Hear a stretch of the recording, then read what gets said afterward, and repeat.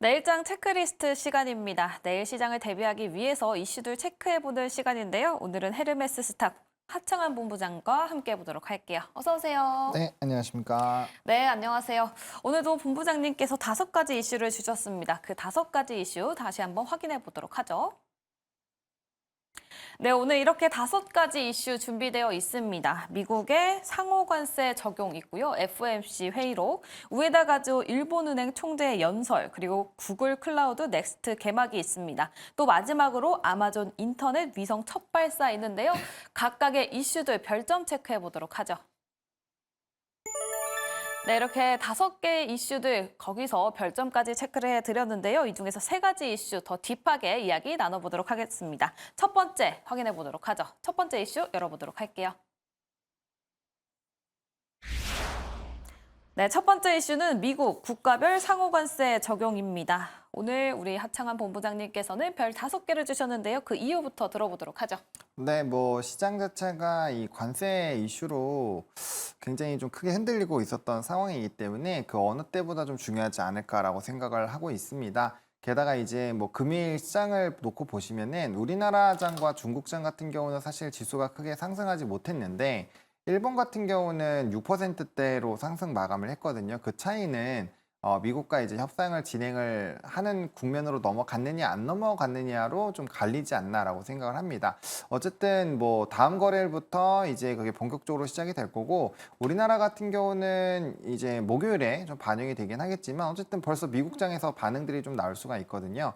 근데 이제 사실 전 거래일에 되게 재밌는 일들이 있었습니다. 90일 동안 상호관세가 유예할 수 있다라는 게 이제 해석에 좀 오보가 있어가지고 그게 마치 60일 동안 유예를 하는 것처럼 반영이 됐는데 그때 한 2, 3분 사이에 지수가 엄청나게 폭등을 했었거든요. 그래서 아마 이제 그 섹터맵 보고 계셨던 분들은 되게 재밌었을 텐데 거의 그 콘서트장 가면은 갑자기 초록색 막 간판 들고 사람들이 응원하는 것처럼 모든 산업군들이 갑자기 다 초록초록해지고 지수 거의 한 10%씩 오르고 반도체 지수 같은 경우는 한 8% 이렇게 막 급등을 해버렸거든요. 근데 그게 또 아니다라고 확정이 짓자마자 또 다시 꼬꾸라지긴 했는데 어쨌든 간에 일본이나 유럽 쪽에서 이런 관세에 대한 대화를 나눌 의지를 보여주는 것만으로도 지금 프리장에서 미국 주식에서의 다우가 2.8%, S&P 500 같은 경우가 선물이 이제 2.6%, 나스닥이 2.48% 상승이니까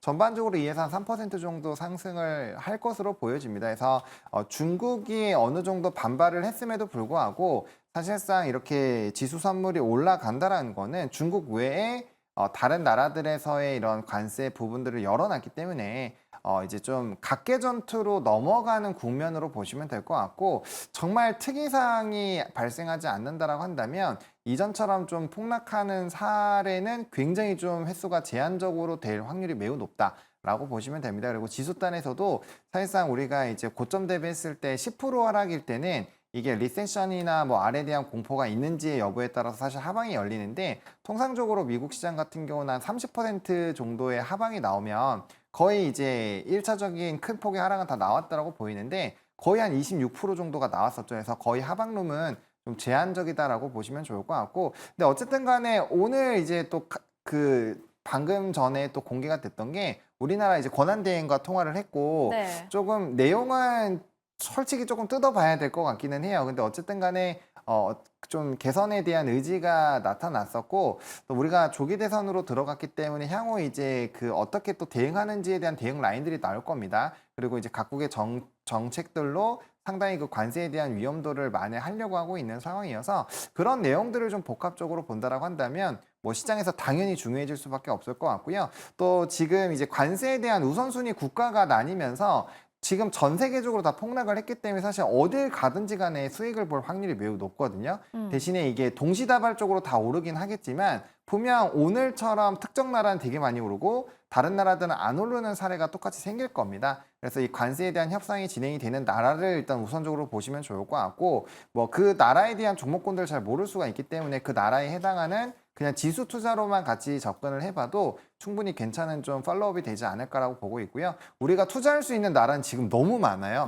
왜냐하면 관세에서 30% 이상, 20% 이상 적용된 나라가 지금 사실 너무 많기 때문에 네. 그 나라들 돌아가면서 지수만 해도 뭐 사실 한 3달 정도는 굉장히 바쁠 것 같거든요. 그래서 이게 국장에서도 사실 ETF로 많이 좀 구성이 되어 있기 때문에 뭐 국장 ETF로도 좀 진행이 될 것 같고요. 지금 이제 미국의 지수 선물이 또 좋아지니까 우리나라 야간 선물도 좋아지고 있거든요. 그럼 자연스럽게 우리나라 국장에서의 지수도 좋아지기 때문에 지금 이 관세에 대한 사실 가장 대응 전략이 좋은 거는 지수 ETF를 좀 투자를 하는 게 좋지 않을까 싶어요. 그래서 뭐 결과적으로 말씀드리면 지금 지수 단위 우리가 2330대이고 PBR 수준으로 보면은 0.82배 정도니까 굉장히 낮은 수치거든요. 그러다 보니까 뭐 지금 시점에서는 사실 뭐 코덱스 200, 뭐 타이거 200, 에이스 200 이런 코스닥 200 그 이제 코스피 200 관련된 종목군들과 그다음 코스닥 150 종목군들 있잖아요. 그거는 이제 운용사마다 앞에 이름만 다르니까 그런 것들로 해서 좀 세팅을 해보시면 좋을 것 같고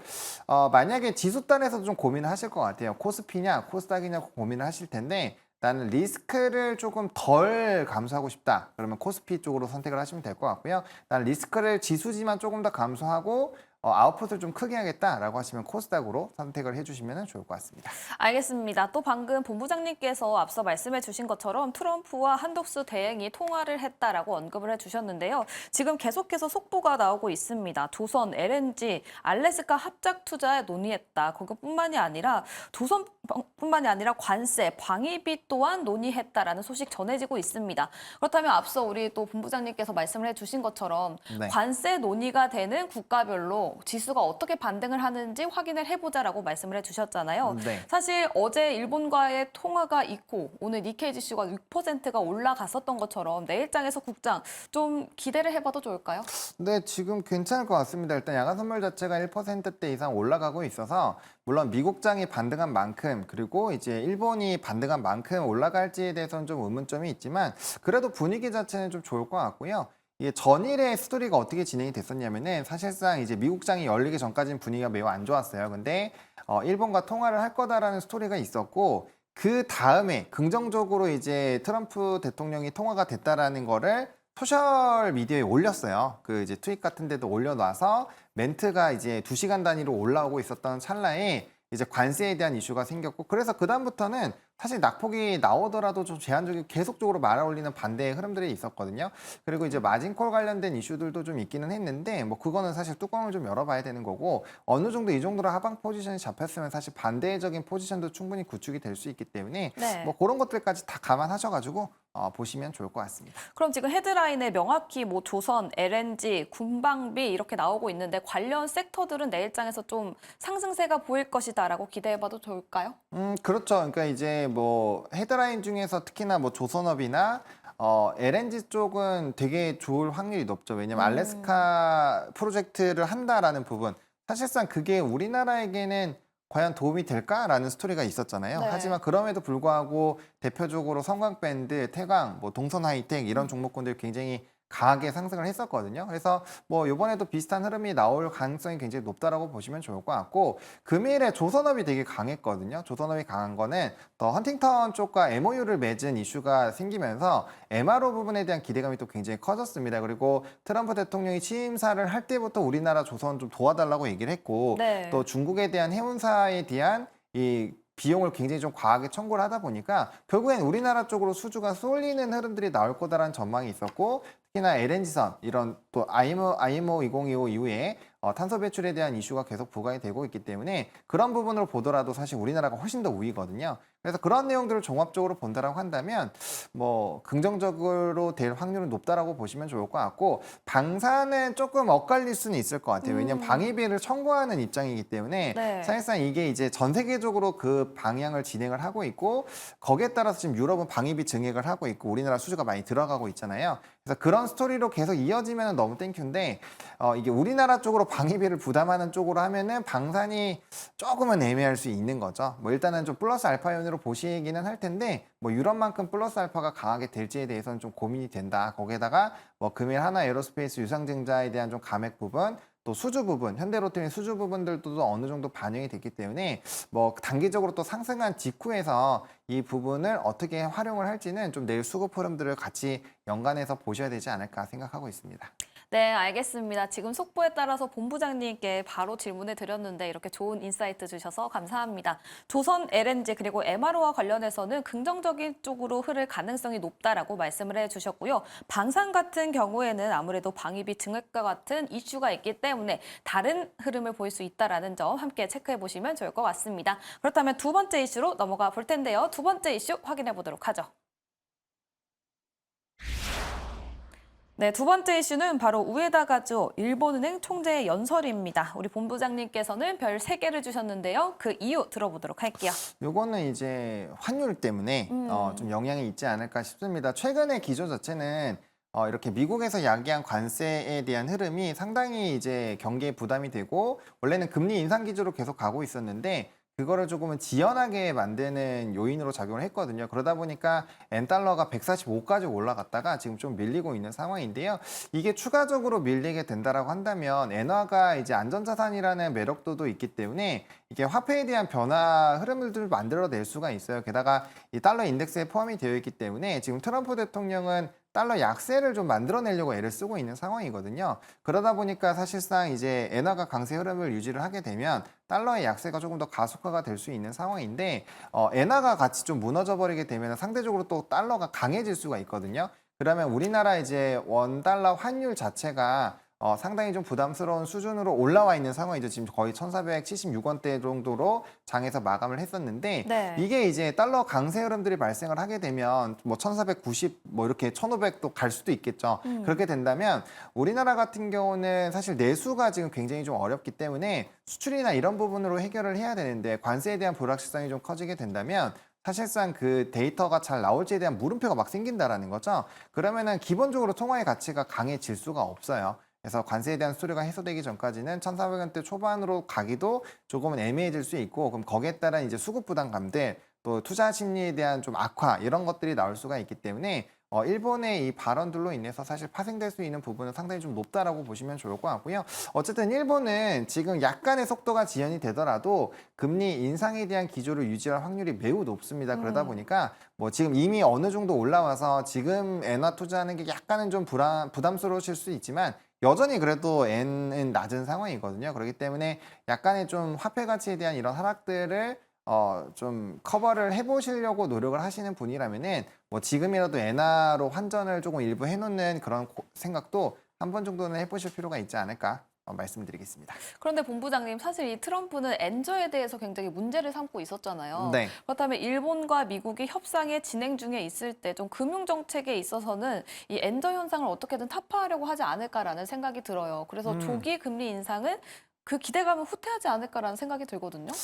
물론 그렇게 작용이 될 수도 있습니다. 그래서 지금 그 부분에서도 되게 좋은 얘기를 해주셨는데, 사실상 그 엔저를 좀 혁파를 할 건지 아니면 엔화를 두고 미국채를 더 사게 만들 건지 사실 그 효과는 다양한 부분을 좀 활용을 할 수가 있거든요. 그래서 그 결과값을 보시고 나서 의사결정을 하셔도 나쁘진 않을 것 같고요. 확실히 이 관세에 대한 부분은 어쨌든 패권 전쟁이기 때문에 우리가 이 볼륨 자체를 크게 일단은 트럼프 대통령이 제시를 하고 이걸 줄여나가는 과정이에요. 그래서 어쨌든 간에 좀 탈취라고 표현을 하고 싶은데 어쨌든 각국에서의 좀 많은 자원들을 뺏어 가기는 할 거거든요. 그러다 보면은 화폐 가치가 하나의 화폐 가치로만 사실 앞으로 유지를 하면 이런 인플레이션에서 자산이 그냥 가만히 있다가 녹아내릴 수가 있어요. 그러다 보니까 지금 시점에서는 뭐 달러, 원화, 엔 이렇게 세팅을 하시거나 아니면은 원화, 유로와 뭐 위안화 이런 식으로 세팅을 하시거나 어쨌든 적어도 3가지 정도의 통화는 이제 가지고 있어야 되는 상황이 됐기 때문에 뭐 그런 관점으로 좀 보시면 좋을 것 같습니다. 네, 알겠습니다. 이렇게 두 번째 이슈까지 체크해 봤고요. 그렇다면 이번에는 세 번째 이슈로 넘어가 보도록 하겠습니다. 세 번째 이슈 공개해 보죠. 네, 세 번째 이슈는 바로 구글 클라우드 넥스트 2025의 개막입니다. 미국 라스베거스에서 개막이 될 텐데요. 우리 본부장님께서는 별 3개를 주셨네요. 그 이유 들어보도록 할게요. 네, 일단은 증시가 매우 좀 좋지 않은 상황에서도 최근에 이제 AI 소프트웨어 쪽이 주가의 탄력도가 굉장히 좋았습니다. 이슈가 상당히 좀 있는 상황이고요. 특히나 이제 구글의 이 클라우드 이슈는 상당히 좀 빅 이벤트거든요. 그리고 우리나라에서도 뭐 카카오도 그렇고 일부 기업들이 또 발표를 하기 때문에 충분히 연결고리가 발생을 할 수가 있어요. 특히나 뭐 클라우드 쪽에서는 최근에 이제 한 2거래일 정도 급등이 이미 나왔지만 뭐 솔트룩스 같은 기업들이 또 연관성이 생길 수가 있기 때문에 거기에 따른 주가에 좀 탄력도가 생길 수 있다라고 보시면 좋을 것 같고 금일처럼 이렇게 지금 아까 말씀드린 것보다 지금 3대 지수 모두 다 좀 상승폭이 더 늘어나고 있거든요. 다 3%대라서 이렇게 분위기가 좋은데 그러면 이제 미국장에서 좀 M7들이 올라갈 거고 구글이 올라가는 그런 상황에서 만약에 이런 이벤트에서 뭔가 좋은 내용들이 빠방 나오면 당연히 수급이 좀 쏠릴 수가 있겠죠. 그래서 지금 시장에서 조금 불안할 수 있기 때문에 전반적으로 올라가도 금일 같은 경우도 뭐 ABL 바이오라든지 이런 바이오 쪽에서 이벤트 있으니까 막 수급 쏠렸잖아요. 그거랑 마찬가지로 이 넥스트에 대한 클라우드 넥스트에서의 어떤 이벤트가 발생을 하게 되면 관련주들이 좀 움직임이 나올 확률이 높습니다. 그래서 클라우드와 연결되어 있는 그런 종목군들 보시면 좋을 것 같고 기본적으로 AI 관련된 이런 모멘텀이 좀 단기간에 좀 쏠려 있기는 합니다. 그래서 뭐 이스소프트 뭐 코난 테크놀로지 그리고 앞에 말씀드렸던 그런 종목군들 뭐 도준비전 이런 종목군들 같은 경우도 상당히 좀 탄력적으로 움직일 수 있기 때문에 한번 수급적인 흐름이 쏠리는지 여부를 체크해 보시면 좋을 것 같고 여기서 이제 발표하는 기업들의 내용들도 좀 상당히 중요하거든요. 네. 어떻게 연결고리를 만들어 나갈 건지 그건 이슈를 이제 오픈을 해봐야 되는데 어쨌든 관련 내용들이 나오는 거에 따라서 충분히 수급이 쏠릴 수 있으니까 이벤트 플레이로 충분히 좀 봐보실 만하지 않을까라고 생각을 하고 있습니다. 알겠습니다. 이벤트 플레이로 한번 관련주들을 확인해 보자라고 말씀을 해주셨는데 보니까 LG랑 카카오가 발표 예정에 있네요. 그렇다면 네. 이런 시장 속에서 이 부분이 한 줄기 빛이 될 수 있습니까? 희망이 될 수 있나요? 그들 종목군들이 사실 이제 센티적으로는 별로 좋지는 않아요. 그 악명들이 좀 있잖아요. 뭐 헬지, 그다음에 카카오는 워낙 좀 고점에서 물려 계신 분들이 많아서 과연 어느 정도로 그 이제 주가에 대한 탄력도가 생길지는 모르겠지만 네. 충분히 탄력적인 AI 소프트웨어 쪽으로는 충분히 수급이 쏠릴 수 있기 때문에 뭐 발표하는 기업들보다는 발표하는 내용에 따라서 AI 소프트웨어가 움직일 수가 있거든요. 그래서 네. 그 부분을 조금 더 집중을 하셔야 되지 않을까 정도로 정리드리겠습니다. 네, AI 소프트웨어 그리고 클라우드와 함께 관련된 종목들 살펴보시면 좋을 것 같습니다. 자, 이렇게 5개 이슈 중에서 3가지 이슈를 살펴봤고요. 각각의 중요도까지 체크를 해봤습니다. 지금까지 헤르메스 스탁 하창환 본부장과 함께 해봤습니다. 감사합니다. 네, 감사합니다.